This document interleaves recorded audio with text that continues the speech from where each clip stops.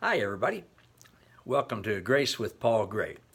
Many of you are watching this on the day I first posted it, Friday the 13th. What do you think of when you think of Friday the 13th? For most of us, bad luck comes to mind, bad karma. We're afraid something might be happening to us on Friday the 13th. Well, of course, all those are superstitions, and the better we get to know God, the less superstitious we become, hopefully. One of the things that people fear most of all is death, of course. It's said that the two biggest things that people fear are death and public speaking. And I think the reason that people fear death so much is because they fear God. They don't know what's going to happen to them after they take their last breath here. Is it going to be like one humongous Friday the 13th when all the bad luck, all the bad karma in the universe comes crashing down on us? Well, if you don't know God and you don't know what He says about this life and the next life, you could certainly have reason to be afraid. We've been talking this week, and we're going to continue for several more days, about intentions. Intention is the scientific word for the spiritual word faith. Well, today I encourage you to consider joining me, as I intend to have absolutely no fear of God, of judgment, or of punishment. Not because anything I've done, but because of everything Jesus has done. I intend to not fear the only true God. Now, when you think about it, really give some thought to this.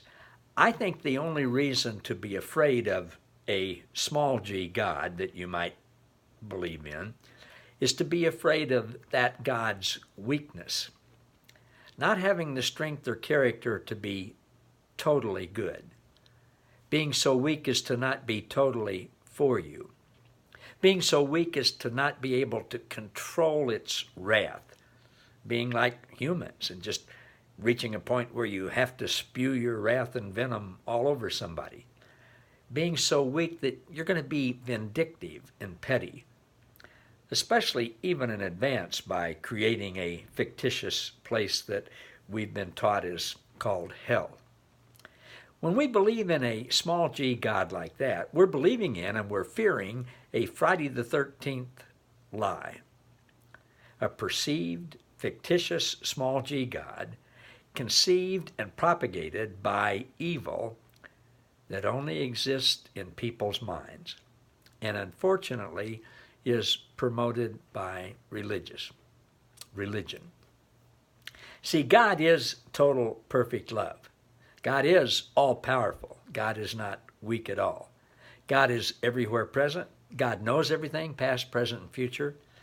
God's perfect love, Scripture tells us in 1 John 4, drives out all fear, because fear has to do with punishment.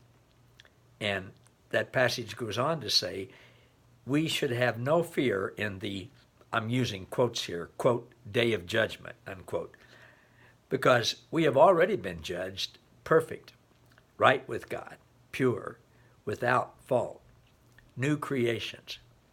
There, I could give you, and I have before, I could give you tons of passages that talk about how God has already made us like that, already made us right with Him. Jesus has already judged us righteous. Most people, however, aren't familiar with those scriptures or have just glossed over them, as I did for some 60 years, and not given them any thought because I believed lies. So, on this Friday the 13th, on any other Friday the 13th, or any other day, I intend to absolutely have no fear of God, no fear of judgment from God, no fear of punishment. Again, not because of how good I am or what I believe or what party I belong to or what religious establishment I pledge allegiance to. None of that. Totally because of what Jesus has done for me in advance before the creation of the world. He calls that, and so do I, good news. Thanks, everybody. See you next time.